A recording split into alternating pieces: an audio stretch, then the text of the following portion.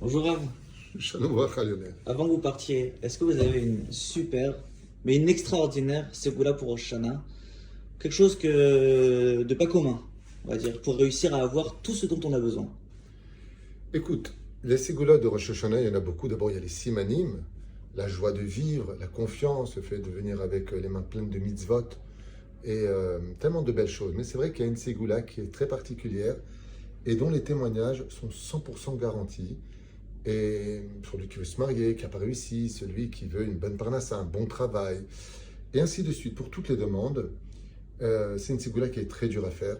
Elle est pratiquement impossible à atteindre, mais il y en a qui l'ont fait. Et ceux qui l'ont fait témoignent d'avoir eu dans l'année ce qu'ils ont demandé.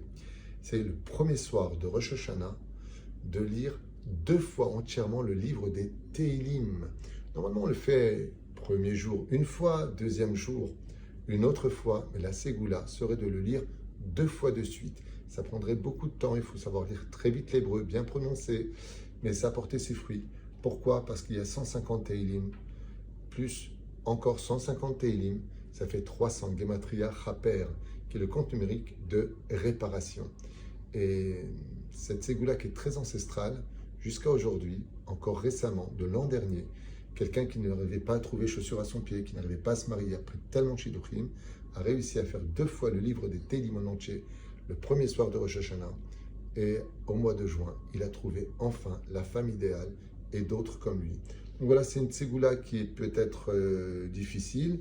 Est-ce qu'on peut la partager ou pas? Je ne sais pas. Mais en tout cas, ce qui est sûr, c'est que toutes les personnes qui l'ont fait, de ce qui est venu à mes oreilles, et après même avoir vérifié sur l'origine plus ou moins de cette ségoula que tout le monde connaît, en général, on la fait dans les 2 jours, le soir même de Rosh Hashanah, 2 fois de suite, le Sefer Teilim, ça porte ses fruits.